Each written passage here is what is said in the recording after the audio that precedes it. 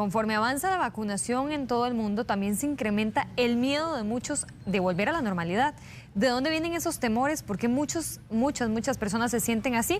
Tenemos en línea a Ángelo Argüello, presidente del Colegio de Psicólogos, a quien muy amablemente cada cierto periodo llamamos para atender los temas de salud mental que preocupan a la población. Doctor, muchas gracias por enlazarse. Buenas tardes. Buenas tardes, siempre es un gusto poder conversar con ustedes y con la teleaudiencia. Estamos a la orden para servirles. Doctor, ¿de dónde viene ese miedo de muchísimas personas de volver a la normalidad? He visto en las últimas semanas publicaciones de países europeos, publicaciones estadounidenses. Hay muchísima preocupación en el mundo entero sobre ese volver a la normalidad. ¿Por qué nos genera tanto miedo? Bueno, el ser humano generalmente realiza procesos de aprendizaje que se basan en lo que los psicólogos llamamos una triple contingencia.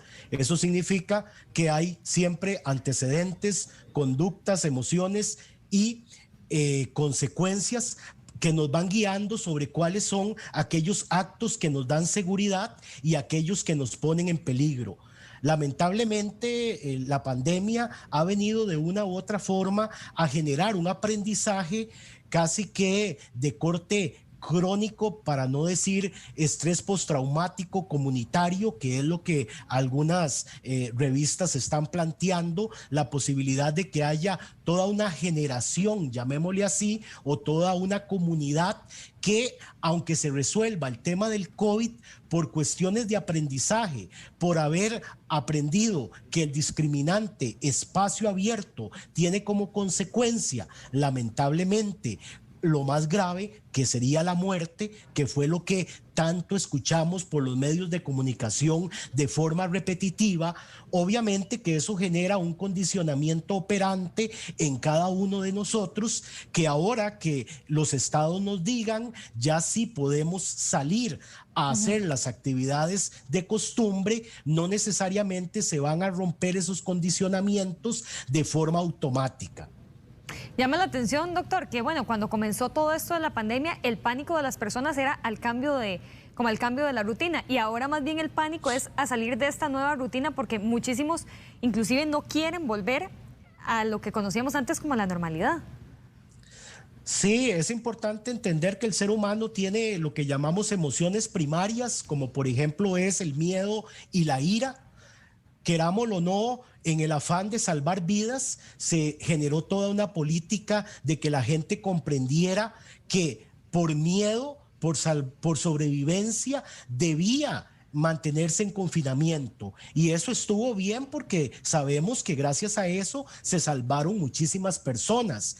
El tema para nosotros los psicólogos y las psicólogas ahora en salud mental es cómo rompemos esos aprendizajes, porque obviamente, aunque el estado de pandemia puede ser lo más parecido al estrés postraumático posguerra, de igual manera las diferentes sociedades tienen que ir poco a poco a la normalidad. Nos preocupa mucho que algunas personas que ya de por sí tenían antecedentes de trastornos mentales y del comportamiento, que tiene que ver con todo el espectro de la ansiedad, el pánico, el mal manejo del estrés, ante esta situación que ya cumple más de un año, más bien ese cuadro patológico se haya agravado y muchas personas que ya tenían ciertos rasgos de agorafobia, que es el miedo a la afuera, el miedo a las interacciones sociales, hoy por hoy hayan tenido un confort en el hecho socialmente aceptado de quedarnos encerrados en la casa.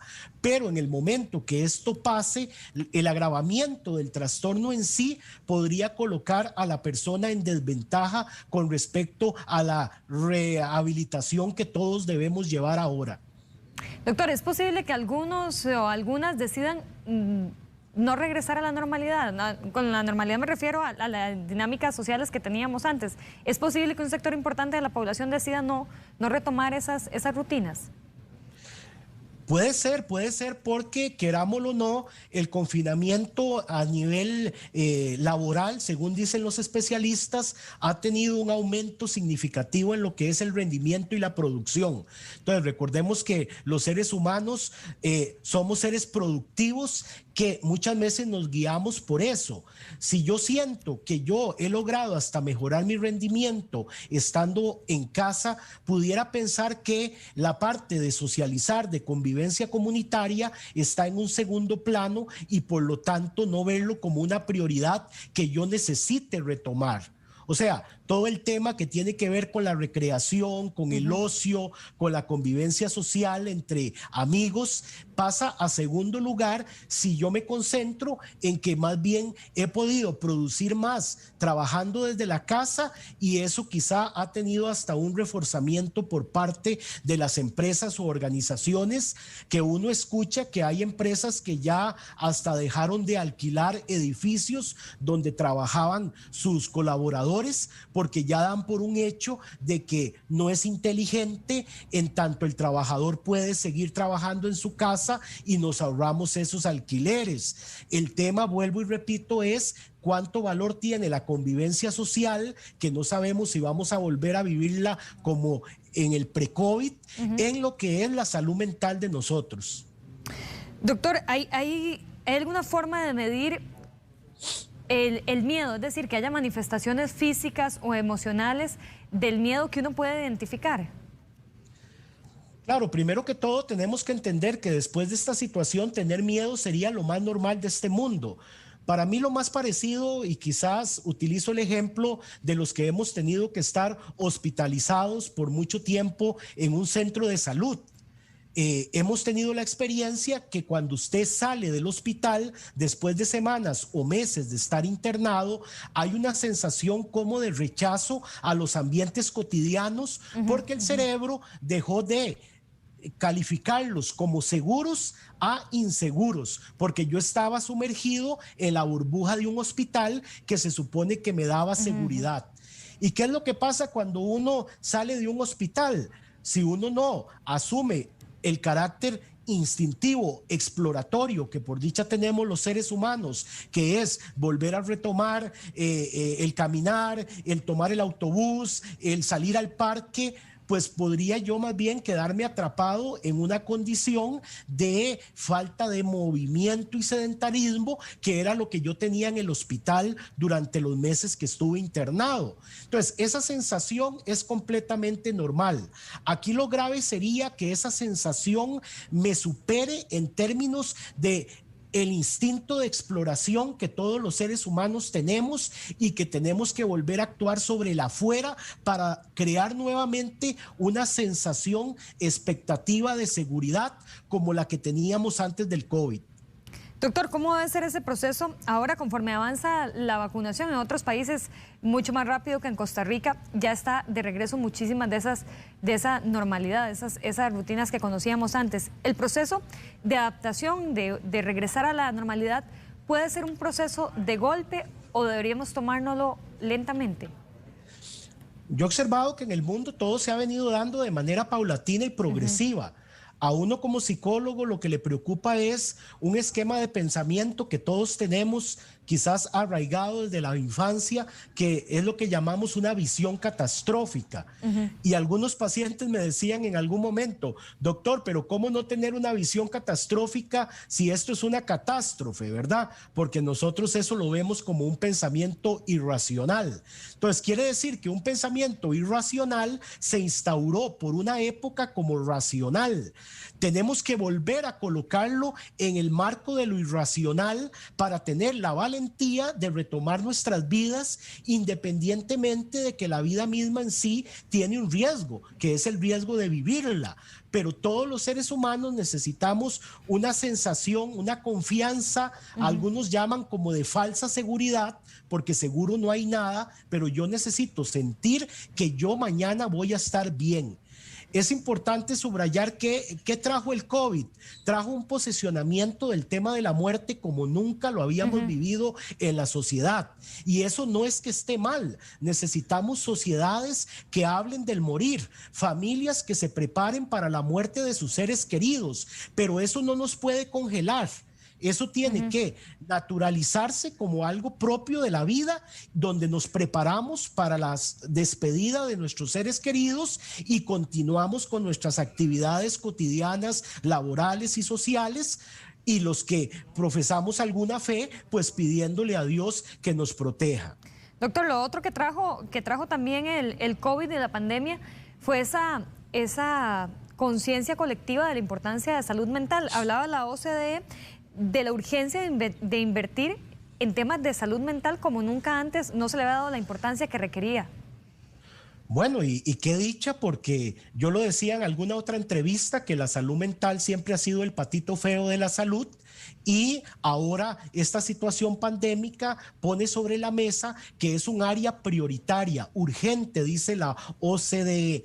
Y nosotros como Colegio de Profesionales en Psicología estamos haciendo un esfuerzo político, comunicándonos al Ministerio de Salud, comunicándonos a la Caja Costarricense de Seguro Social, haciéndoles ver que las secuelas mentales del COVID tienen que ponerse sobre la mesa y hay que tomar medidas concretas que nos permitan darle acceso a la salud mental a los pacientes, a los usuarios. Quiero subrayar que, por ejemplo, lamentablemente el acceso de la seguridad social a la psicología no es el que quisiéramos. Somos realistas de que en la seguridad social existen alrededor de 300 psicólogos. Si usted hace la matemática para 5 millones, eso significa que en realidad hay un psicólogo para cada 16,000 personas o más en términos de seguridad social.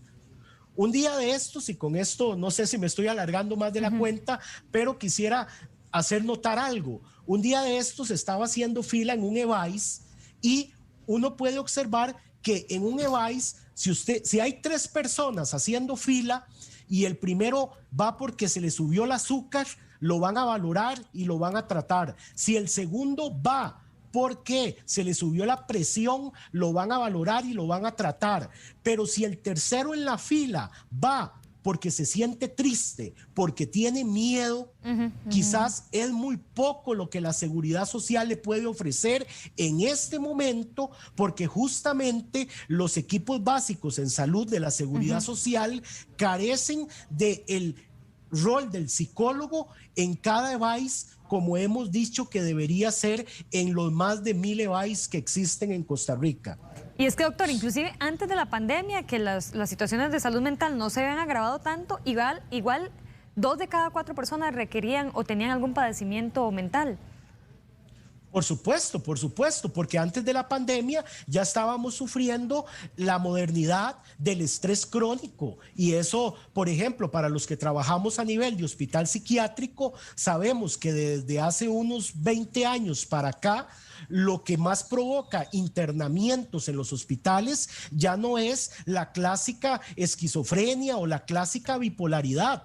Ahora lo que provoca internamientos en los hospitales es el estrés laboral, los conflictos familiares, los trastornos de adaptación, que es que no desarrollamos la resiliencia para los cambios abruptos que nos trae la vida, y todo eso nos sumerge en un estado de confusión, de angustia, de temor.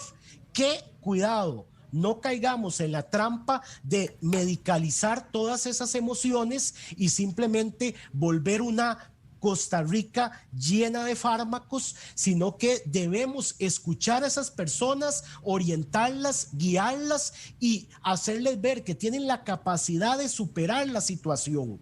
Y el profesional que tiene la capacidad para hacer esa labor es el profesional en psicología. En psicología, y con esto voy terminando para no robarles mucho tiempo, hay alrededor de 8,600 psicólogos capacitados y entrenados para asumir la tarea de la salud mental en Costa Rica. Lo que necesitamos es que el gobierno y el Estado nos abran las puertas para entrar a los sistemas de salud y hacer lo que nosotros sabemos hacer. Doctor, muchísimas gracias por toda la información y muchas gracias por ese llamado también a darle la importancia que merece la salud mental de las personas. Muchas gracias, doctor. Un placer, estamos a la orden. Es la hora de la salud mental. Así es. Muchísimas gracias, don Ángelo.